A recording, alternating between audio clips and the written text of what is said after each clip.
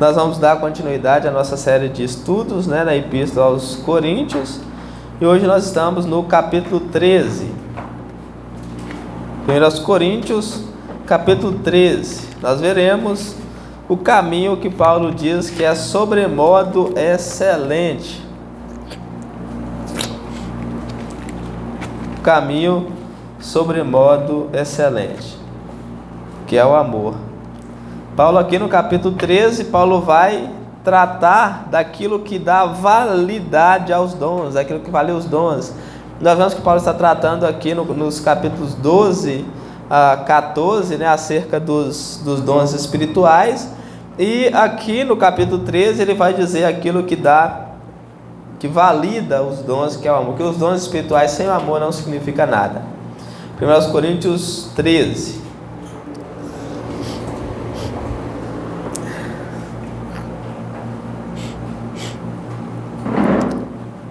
É um texto muito conhecido, Todos conhecem muito bem, é um texto muito bonito também, Um texto que Paulo tira unicamente para tratar do amor, Aquilo que é maravilhoso, aquilo que é extraordinário, aquilo que é necessário na igreja, aquilo que é o elo de ligação, entre os homens e Deus e entre um homem e o outro. Aquilo que Deus, aquilo que formula Deus, aquilo que faz parte do caráter de Deus, como o João diz, é amor. Então Paulo separa esse capítulo, do capítulo 13, para tratar desse assunto tão importante, que é acerca do amor. Vamos fazer a leitura então, a partir do verso 1. Diz assim: ainda que eu falasse a língua dos homens e dos anjos, se não tiver amor, serei como bronze que soa e como símbolo que retinge. Ainda que eu tenha o dom de profetizar, conheça todos os mistérios, toda a ciência, ainda que eu tenha tamanha fé a ponto de transformar os montes, se não tiver amor, nada serei. Ainda que eu distribua todos os meus bens dentre os pobres, ainda que entregue meu próprio corpo para ser queimado, se não tiver amor, nada me aproveita. Verso 4. O amor é paciente, é benigno, o amor não arde em ciúmes, não se ufana, não se ensoberbece, não se conduz inconvenientemente, não procura os seus interesses, não se exaspera, não se ressente do mal, não se alegra com a injustiça, mas se alegra com a verdade. Tudo sofre, tudo crê, tudo espera, tudo suporta. O amor jamais acaba, mas havendo profecias desaparecerão, havendo línguas cessarão, havendo ciências passará, porque em parte conhecemos e em parte profetizamos. Quando porém vier o que é perfeito, então o que é em parte será aniquilado. Quando eu era menino, falava como menino, sentia como menino, pensava como menino. Quando cheguei a ser homem, desisti das coisas próprias de menino, porque agora vemos como espelho obscuramente, então veremos face a face. Agora conheço em parte, então conhecerei como também sou conhecido. Agora, pois, permanece a fé, a esperança e o amor. Esses três, porém o maior desses é o amor. Então vamos orar para que o Senhor nos conceda graça e iluminação para que possamos ouvir a sua palavra.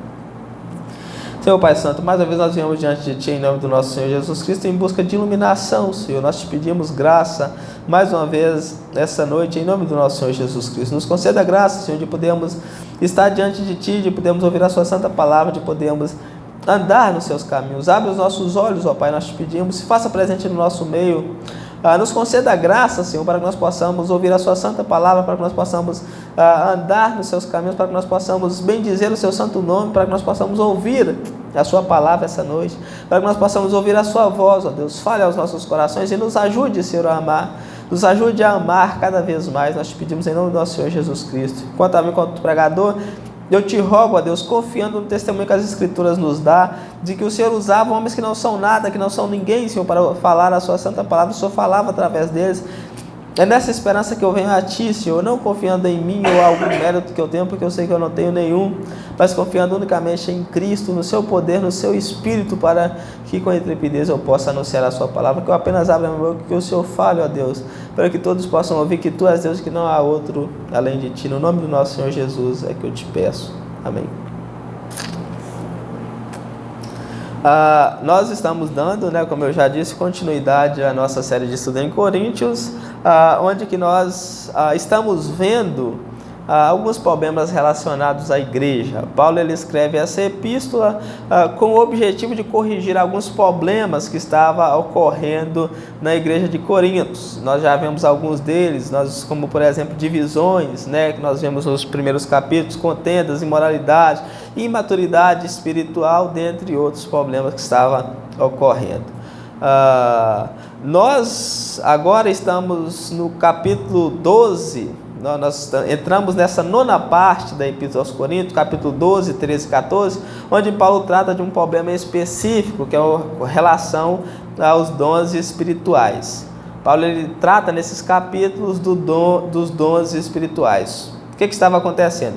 A igreja de Coríntios ela era uma igreja rica em dons espirituais, era uma igreja poderosa. Paulo mesmo diz que não faltava para eles nenhum dom espiritual, uma igreja poderosa em dons espirituais, porém eles eram crianças espirituais, e nós vemos que Paulo censura eles no início dessa carta, dizendo que eles eram meninos em Cristo. Eles tinham todos os dons, mas eles eram imaturos espirituais. Eles achavam que eles eram grandes, que eles eram os maiores, os melhores. Eles se sentiam muito orgulhosos, quando é que na verdade eles eram crianças, né? Crianças espirituais.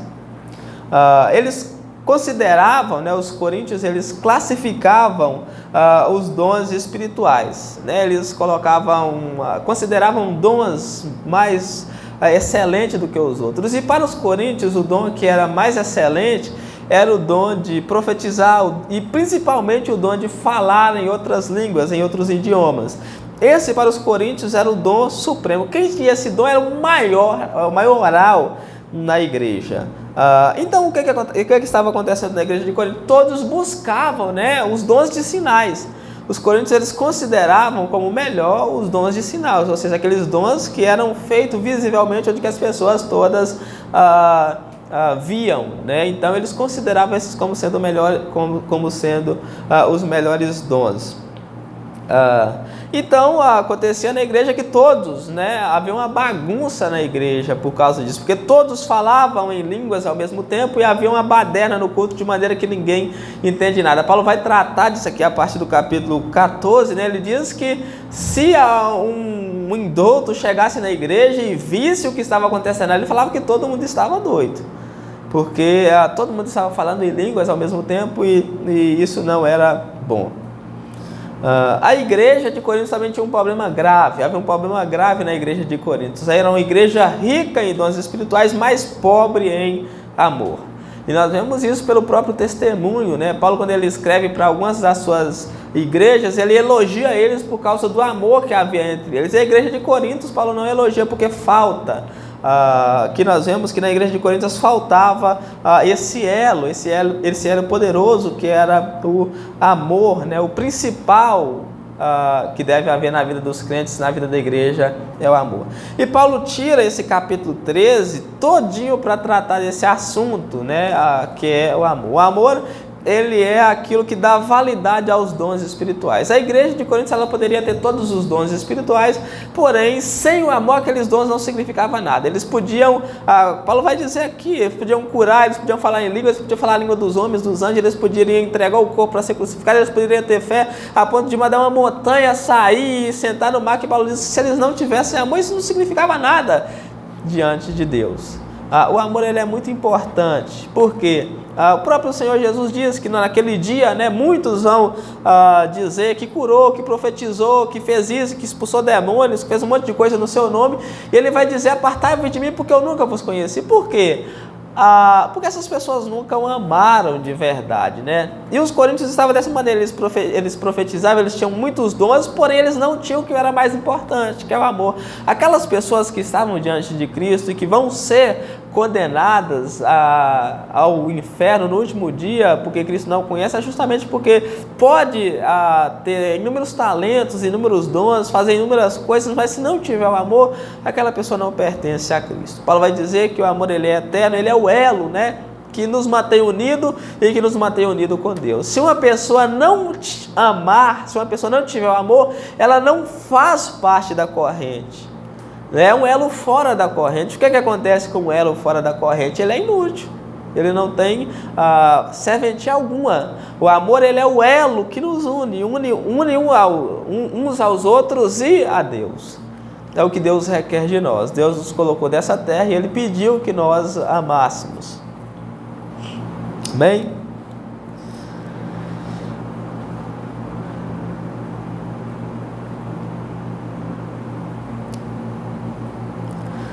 Hoje nós veremos, né, a grandeza do amor. Aquele que valida os dons espirituais, aquele que nos firma, né? Aquele que é o selo, aquele que nos mantém de pé, aquele que é um dos mais importantes das nossas vidas, nas nossas vidas espirituais. Nós veremos alguns pontos relacionados a esse tema. O primeiro ponto que nós vemos aqui é a superioridade do amor. Nós vemos isso aí dos versos 1 ao verso 3. Do verso 1 ao verso 3, Paulo, ele coloca, é importante notar, que Paulo, ele coloca os dons que os coríntios mais apreciavam, né? Os coríntios mais apreciavam eram esses dons aí, era o dom de língua, o dom de profecia, o dom de conhecimento, o dom de fé e o dom de contribuição, ou entrega, alguma coisa assim. Paulo diz que sem o amor esses dons não são exatamente nada, não significa exatamente nada. Então Paulo, ele aqui propositalmente, ele coloca os dons que os coríntios mais apreciavam e diz que sem amor esses dons não significa nada. Vamos fazer a leitura então e ver.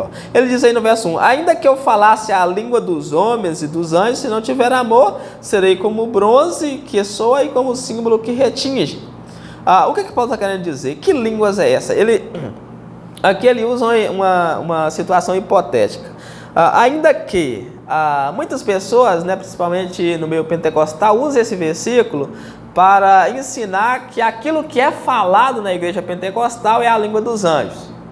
Mas a língua dos anjos, ela não é falada em nenhum lugar na Bíblia, não há nenhuma base bíblica para dizer que alguém fala em língua dos anjos. Esse versículo aqui é importante notar o que está no início, né? Ainda que, ou seja, uma situação hipotética, ainda que fosse possível falar a língua dos homens, que não é possível. O que é a língua dos homens? Ele diz assim: ainda que eu falasse a língua dos homens, falar a língua dos homens é falar todos os idiomas que há na face da terra. É possível alguém falar todos os idiomas que há na face da terra? Não é possível, é impossível. Aí ele vai mais longe ainda, ele está querendo enfatizar aqui a grandeza do amor em relação aos dons. Ele diz: ainda que eu falasse a língua dos homens, já é algo grande, né? Algo extraordinário, ninguém consegue falar a língua dos homens. Ele diz: ainda que eu suba mais, né? Ainda que eu saia do cosmos, ainda que eu saia do planeta e vou lá no céu e consiga falar a língua dos anjos, né? Se fosse possível eu falar a língua dos anjos, ainda que fosse possível, né? Ainda que eu falasse a língua dos anjos, se eu não tivesse amor, esse talento, esse dom que eu tinha, não tinha significado, não tinha valor algum. Ele diz: por quê? Porque seria como bronze que soa e como símbolo que retinge, ou seja, como um sino. Há um som que não tem valor algum. Esse bronze que soa era costume, né, naquela região, eles chamarem, né, os devotos dos deuses pagãos, eles tocavam um sino, era um som incerto, um som que não tinha valor, era dom, dom, dom. Paulo diz: ainda que eu falasse todos os idiomas, todas as línguas e falasse até a língua dos anjos, se isso não fosse regado pelo amor, não teria significado algum. Ou seja, seria inútil, seria algo em vão, seria algo que não teria valor algum. Isso para abrir os olhos dos coríntios de que eles focavam muito nos dons e esqueciam daquilo que é mais importante, o caminho que é sobremodo excelente. De maneira que Paulo, ele começa, né, ele finaliza o capítulo 2 dizendo: eu passo-vos a mostrar ainda um caminho sobremodo excelente. Então o caminho sobremodo excelente que Paulo trata aqui é o amor, que sem ele qualquer coisa não tem valor. E o amor aqui, nós, como Nicodemos diz, nós não consideramos o amor como um dom. Há algumas pessoas que consideram o amor como um dom, mas do ponto de vista de Augusto Nicodemos, professor, ele não considera o amor como um dom, porque algumas pessoas poderiam dizer o seguinte: dom alguns têm e outros não têm, né? Os dons funcionam assim: alguns têm alguns dons e outros não têm. Mas o amor não é o dom, porque todos devem ter. Todos devem amar. O amor não pode ser um dom justamente por causa disso, porque algumas poderia dizer, eu não tenho o dom do amor. Isso não existe na vida cristã, isso não existe na Bíblia. O amor todos devem ter. Porque se a pessoa não amar, a vida dela não é nada. A vida cristã dela é como um sino. Quem gosta de passar horas ouvindo o som de um sino, né? Eu já vi, muitas pessoas tentaram parar a igreja ali, né, de tocar o sino, porque o sino não tem sinfonia nenhuma, né, por causa que faz barulho. Então, sem o amor, a nossa vida cristã, a vida da igreja não tem significado. Então, é justamente o que Paulo trata, né? Ele continua. Ele falou de línguas, né, que diz que se podia falar em línguas, a língua dos homens, ainda que pudesse falar todos os idiomas que há no planeta, e ainda que pudesse até subir mais acima e falar a língua dos anjos, se não tivesse amor, essa língua seria como um som incerto, como o som de um sino, não teria valor algum. Ele continua no verso 2, ainda que eu tenha o dom de profetizar, ou seja, falar, né, profetizar, e conheça todos os mistérios e toda a ciência, ainda que eu tenha o dom de todo conhecimento, ainda que eu tenha tamanha fé a ponto de transportar os montes, se não tiver amor, não seria nada. Aí ele vai e trata, né, o dom de profetizar. Nós vemos o profetizar dos apóstolos, eles falavam, né, em nome de Deus. Nós vemos no Novo Testamento que o dom de profetizar é de ensinar a palavra de Deus. Ele continua, ainda que eu que eu conheça todos os mistérios e toda a ciência. O que são esses mistérios e essa ciência? É ter todo o conhecimento. Todo o conhecimento. É possível alguém conhecer todas as coisas? Não, né? Ninguém pode conhecer todas as coisas. Só Deus é que conhece todas as coisas. Paulo diz, ainda que eu possa profetizar, ou seja, ensinar, ainda que eu conheça todas as coisas, que é só Deus que pode conhecer. E ele diz, ainda que eu tenha uma fé tão grande a ponto de dizer para o monte, saia daí, vai para o mar. Ele diz, se eu não tiver isso, se eu não tiver o amor, nada serei. Aí você vê a grandeza que é o amor. E sabe por que isso é importante? Porque todos nós podemos amar, né? Todos nós podemos ter esse elo extraordinário, esse amor que a Bíblia nos diz. Todos nós devemos ter. Né? Aqui ele diz que ele fala de coisas extraordinárias, toda a ciência, todo o conhecimento, algo tão elevado que só Deus tem. Paulo diz, ainda que eu tenha isso, se eu não tiver amor, não serei nada. Ainda que eu tenha tamanha fé que eu diga aquela montanha, saia dali, montanha, e vai lá para o mar. Se eu tivesse essa fé e eu não tivesse amor, eu não seria nada. Nada, nada, nada. Então o amor ele é muito importante. E o mais importante é porque todos nós podemos ter. Eu sempre trocarei nessa tela, todos nós podemos amar. Todos nós devemos amar. É um mandamento que o Senhor nos dá. Amei-vos aos outros como eu vos tenho amado. O amor semelhante ao amor de Cristo. E esse amor aqui é o amor ágape, né? O amor sacrificial, como Paulo vai dizer aqui adiante, né? As características do amor é um amor sacrificial. Nós vemos hoje em dia que o diabo ele esvazia o significado das palavras. E o amor foi uma das coisas que o diabo mais esvaziou. Porque as pessoas acreditam hoje que o amor é um sentimento incontrolável por outra pessoa. Né? O amor é um sentimento incontrolável por outra pessoa, aquela paixão repulsiva que as pessoas têm. Eles consideram isso como sendo amor. Ou seja, o amor é aquilo que me dá liberdade para que eu faça tudo, principalmente para deixar a minha esposa e satisfazer aquele desejo com outra. Né? E sendo por amor, o amor ele me dá liberdade para me fazer qualquer coisa. Quando é que na verdade o amor verdadeiro é o amor que a Bíblia nos traz, o amor de Deus. O amor sacrificial, o amor que tudo sofre, o amor que tudo crê, o amor que tudo espera. Ele vai descrever o amor aqui. Então todos nós devemos ter, todos nós devemos orar, todos nós devemos buscar esse amor. A Bíblia diz que esse amor ele foi derramado em nossos corações pelo Espírito Santo. Então é nós que devemos decidir amar. Nós precisamos orar, Deus me dá amor, Deus me dá amor. Nós precisamos decidir amar, porque esse amor foi derramado no nosso coração pelo Espírito Santo. Então todo aquele que é cristão verdadeiro, ele tem esse amor no coração, ele só precisa decidir amar. Ele finaliza aí a última comparação dele: ainda que eu distribua todos os meus bens aos pobres, ainda que eu seja a pessoa mais caridosa, né, na face da terra, e ainda que eu entregue o meu próprio corpo para ser queimado, se eu não tiver amor, nada disso me aproveita. Então ele conclui, né, ele diz, dizendo que, finaliza dizendo que obras sem amor não tem o menor valor. E ele diz aí, penitência ou sacrifício, sei lá, sem amor também não tem nenhum valor. Aí nós vemos a supremacia, né, a grandeza do amor, como que Deus nos mostra e como que nós devemos exercer. Não adianta ser a pessoa mais perfeita, não adianta ser a pessoa que mais é empenhada na obra, se a pessoa não amar, ela não está de acordo com a vontade de Deus. No segundo ponto que nós vemos aqui, nós vemos as virtudes do amor. Aqui nós vamos saber o que é o amor, como que é o amor, e nós vamos saber quem é que ama de verdade.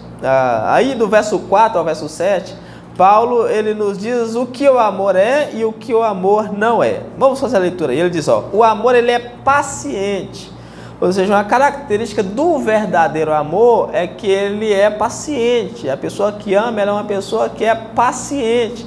Não é uma pessoa estourada, uma pessoa raivosa, uma pessoa que perde o controle muito fácil. A característica do verdadeiro amor é paciência, é longanimidade.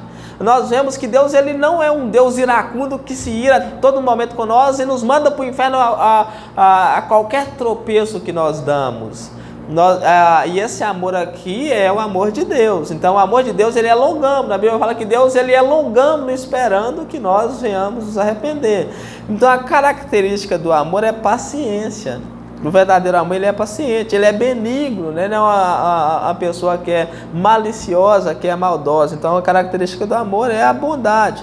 O amor ele não arde em ciúmes, ou seja, uma característica da pessoa que ama é que ela não é uma pessoa ciumenta, uma pessoa que queima, né, de ciúme, porque o ciúme é a falta de confiança em Deus. O verdadeiro amor não se ufana. O que é ufanar? É orgulhar, se envaidecer. Né? A pessoa que ama, ela não se orgulha, não é uma pessoa orgulhosa, uma pessoa que acha que tem aquilo que Deus deu para ela, que acha que aquilo é mérito dela, que se acha melhor do que as outras, que se orgulha, que se exalta, né? Que se envaidece no coração e não se ensoberbece. Final do verso 4. Se ensoberbecer também é o sentimento de altivez, né? Ou em outras palavras, também é orgulho. Pessoa que ama, ela não é altiva, ela não tem aquele sentimento de querer ser melhor do que a outra, né? Ela não tem aquele sentimento de ser orgulhosa, porque tem muitas pessoas que acham ser melhor do que a outra só porque a outra faz algo que ela não faz. E a pessoa que ama, ela se vê como sendo a pior das pessoas, né? Ela consegue ver quem ela realmente é. A pessoa que ama, Paulo até usa a figura aqui no final do verso 12, vê espelho embaçado, né? Quando nós chegamos à maturidade espiritual, nós vemos face a face. Quando nós conseguimos nos ver face a face, não como um espelho embaçado. O que é o espelho embaçado? Quando nós olhamos para a nossa figura no espelho e achamos que nós estamos muito bem. Nós estamos vendo como um espelho embaçado. Nós não estamos conseguindo ver quem nós realmente somos. Mas quando nós nos vemos face a face, nós saberemos quem nós somos. Então nós saberemos que nós somos as piores pessoas do mundo. A pessoa que ama, ela sabe, ela não se ensoberbece, ela não se orgulha, ela não se envaidece, porque ela sabe que ela não é nada. Ela sabe que ela não é nada, então ela não julga as outras pessoas, ela não condena as outras pessoas, ela não se acha melhor do que as outras pessoas, porque ela sabe que ela é a pior das pessoas. A pessoa que ama é dessa maneira. A pessoa que ama, ela é paciente, né? Fulano de tal está fazendo isso e aquilo, é ímpio, é isso, é pecador, não é crente, não é salvo. Cadê a paciência, né? Porque nós sabemos que todos nós somos perversos e que Deus é paciente conosco, então nós precisamos ser pacientes com o próximo também. Continua, verso 5. O amor não se conduz inconvenientemente, ou seja, a pessoa que é aperfeiçoada no amor, ela não age de forma inconveniente, né? Ela é uma pessoa centrada, ela é uma pessoa que teme a Deus. Ela não é uma pessoa inconveniente, ela não faz coisas que desagradam a Deus, ela é uma pessoa centrada. Continua, não procura os seus próprios interesses, né? Aí a característica da pessoa que ama. Ela não procura os seus próprios interesses, mas ela procura o interesse dos outros. Quando nós ouvimos isso, chega a parecer um escândalo para a geração de hoje, porque hoje todo mundo procura os seus próprios interesses. Mas a pessoa que ama, ela procura os interesses do próximo. É o que a Bíblia nos ensina: ame o próximo como a ti mesmo. Se nós amamos o próximo como a nós mesmos, nós vamos procurar o interesse dele, porque nós vamos nos colocar no lugar dele. Nós vamos nos colocar no lugar dele. Então o amor, ele não procura os seus próprios interesses. Ou seja, a pessoa que ama, ela busca os interesses do próximo em primeiro lugar do que os seus. Então, é uma pessoa totalmente de outro mundo. A pessoa que ama, ela é de outro mundo, né? As pessoas não conseguem entender a vida dela nesse mundo. Ela não encaixa nesse mundo porque alguém que busca os interesses dos outros em primeiro lugar, alguém que busca os próprios interesses dos outros em primeiro lugar, né? Onde que existe isso? Se não for na igreja de Deus, não há nenhum outro lugar que existe tal coisa. Alguém buscar os interesses dos outros em primeiro lugar. Nós sempre buscamos dar os nossos próprios interesses, mas a pessoa que ama, a pessoa que tem esse amor, a pessoa que busca esse amor, a pessoa que tem esse sentimento, que anda nesse caminho que é muito mais elevado, né? Que é um caminho que é de outro reino, que é de outro mundo, porque a pessoa que ama, ela está andando, né, num nível muito elevado, que Paulo fala que é um caminho que é muito mais excelente. Essa pessoa, ela busca os interesses, não procura os seus próprios interesses, não se exaspera. Ou seja, o amor, ele não se exaspera, ou ele não torna colérico, irado, a pessoa iracunda. A pessoa que ama, ela não é uma pessoa iracunda, uma pessoa raivosa, uma pessoa briguenta, porque o verdadeiro amor não se exaspera. Diz aí, não, finalizando o verso 5, e não se ressente do mal. Mais uma característica daquele que ama.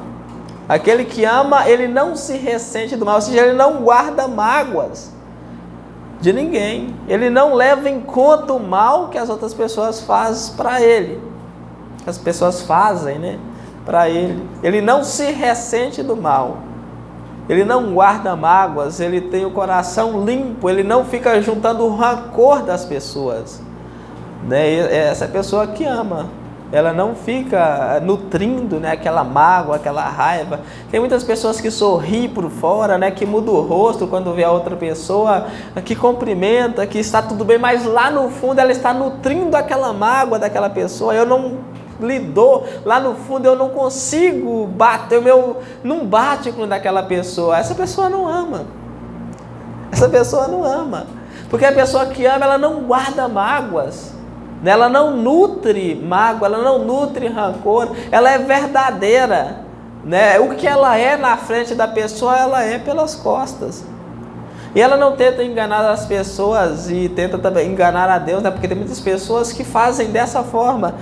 Está tudo bem com a pessoa ali, mas lá no fundo tem aquela mágoa escondida que só Deus sabe que está ali.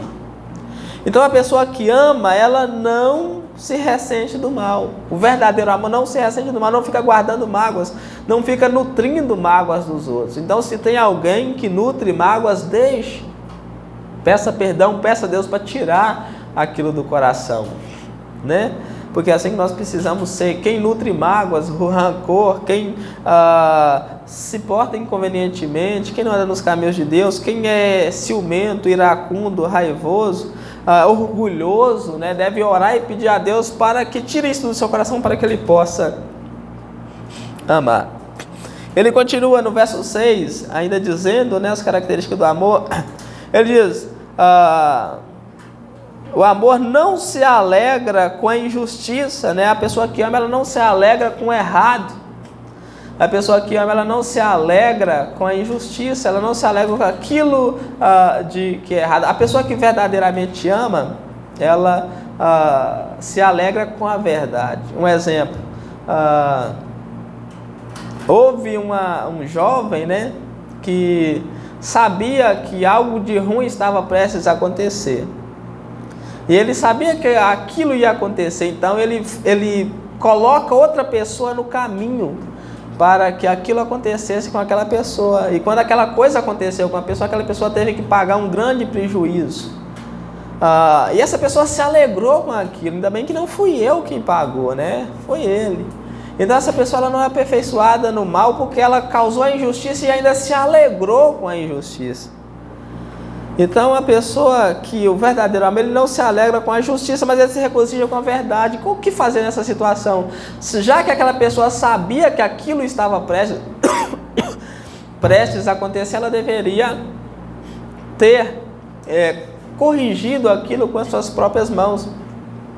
E não permitido que outra pessoa sofresse o dano daquilo que ele sabia que estava para acontecer.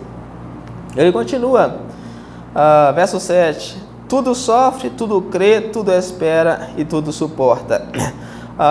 Verso 7. Tudo sofre. Esse tudo sofre aí no sentido de aguentar os ataques e as ofensas da pessoa. A pessoa que ama, ela tudo sofre, ou seja, ela aguenta os ataques e as ofensas das outras pessoas. Ele continua, tudo crê, provavelmente referindo-se ao ato de acreditar nas pessoas, naquilo que elas dizem e em suas promessas de mudança e de inocência. A pessoa que ama, que crê, ela provavelmente ela acredita, né, nas pessoas. Ela acredita nas pessoas.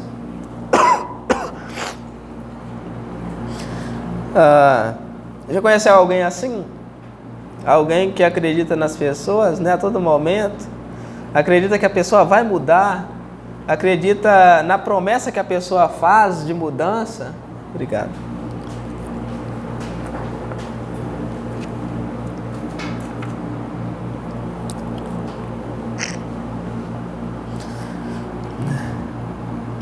Acredita nas promessas de inocência daquela pessoa, né? E na pessoa que ama, ela crê, ela acredita nas outras pessoas. Ele continua, mais uma característica do amor, ele tudo espera. O que significa isso? Ele confia no próximo, ele espera dele o melhor. A pessoa que ama, ela confia nas outras pessoas, ela espera das outras pessoas o melhor. Tudo espera e tudo suporta, para finalizar, no sentido de que aguenta todas as cargas e enfrenta todas as dificuldades. A pessoa que ama, ela aguenta, né, todas as cargas e enfrenta todas as dificuldades. Resumindo, o resumo disso é que o amor, ele sempre está disposto a sofrer primeiro do que fazer os outros sofrerem. Olha que algo extraordinário, né? Quem conhece alguém que está disposto a sofrer primeiro do que fazer os outros sofrerem? Porque nós conhecemos muita gente que está disposto a fazer os outros sofrerem para ele não sofrer, né? Estamos precisando de duas pessoas para ir capinar no cabo da enxada. E a informação chegou primeiro em uma pessoa. E essa pessoa, ela sabe que é sofrido, né, aquele serviço. O que ela deveria fazer? Ela deveria ir e jogar a responsabilidade para o outro, ela deveria ela mesma ir para o cabo da enxada para evitar que o outro sofresse. A pessoa que ama, ela vai preferir ela mesma ir no lugar do outro. Por quê? Porque ela se coloca no lugar do outro. Ela sabe que ela não gostaria de ir para sofrer lá, então ela não vai mandar outra pessoa para sofrer, enquanto que ela prefere ir sofrer lá. Esse é o verdadeiro amor. É assim que o verdadeiro amor funciona. Amém? Terceiro e último ponto que nós vemos aqui é a eternidade do amor. Verso 8 ao 13. Paulo vai dizer aí que o amor, em contraste com os dons, é o único que é eterno. Os dons cessarão, porém o amor permanece para sempre.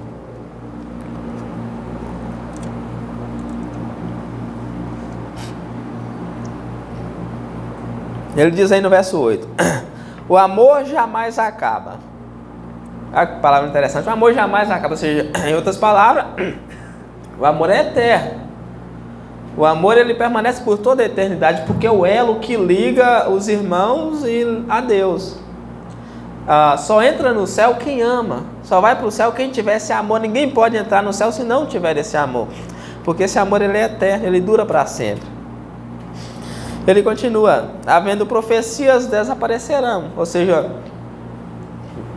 na eternidade, quando Cristo voltar, não vai mais haver necessidade de anunciar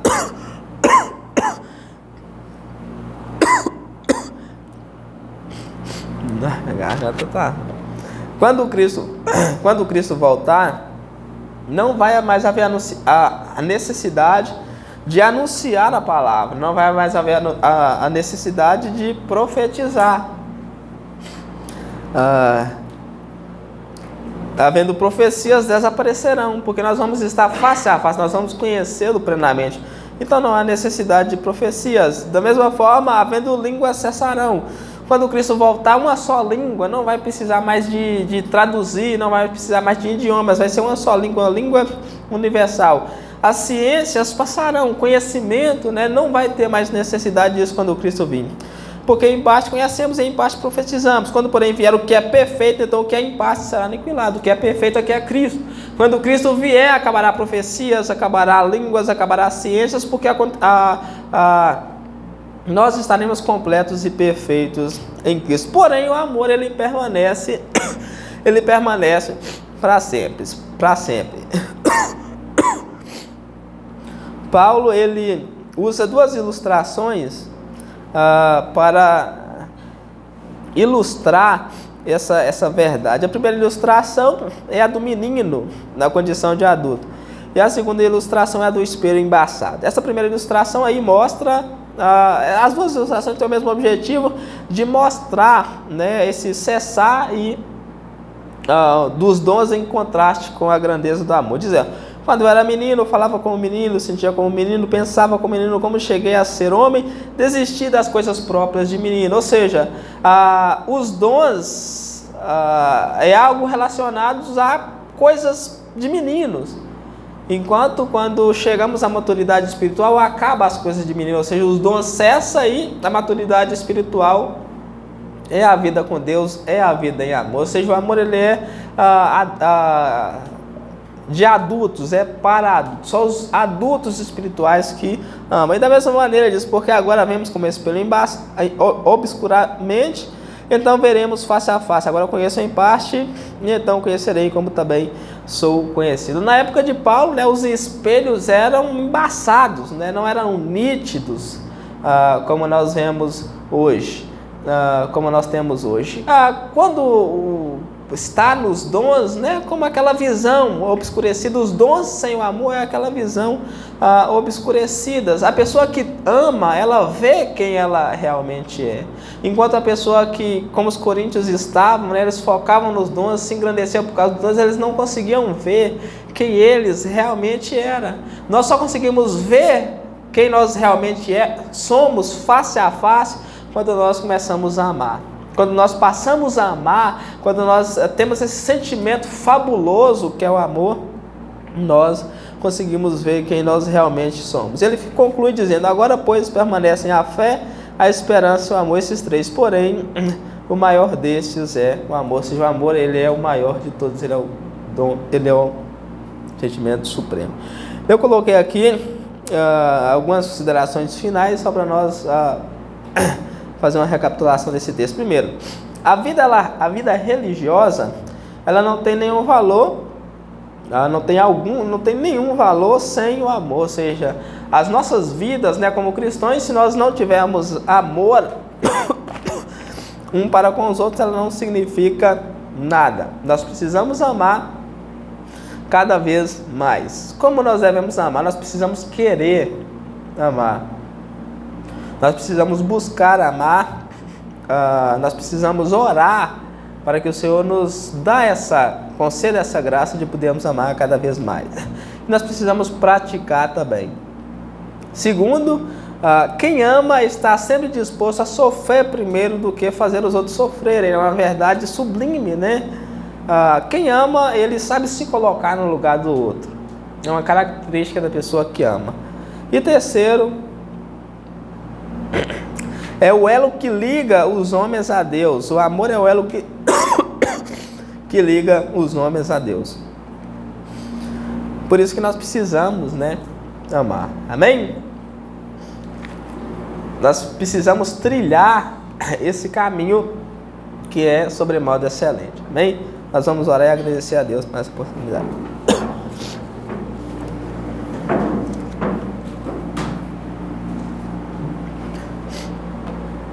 Senhor Pai Santo, mais uma vez nós viemos diante de Ti, em nome do nosso Senhor Jesus Cristo, para Te agradecer por essa oportunidade que o Senhor tem nos concedido. Muito obrigado, Senhor, por mais essa oportunidade, muito obrigado por mais esse culto, por mais essa palavra que o Senhor tem ministrado aos nossos corações. Nós Te pedimos, ó Deus, que essa verdade ela seja plantada nos nossos corações, que ela seja regada pelo Espírito Santo, que ela venha dar muitos frutos.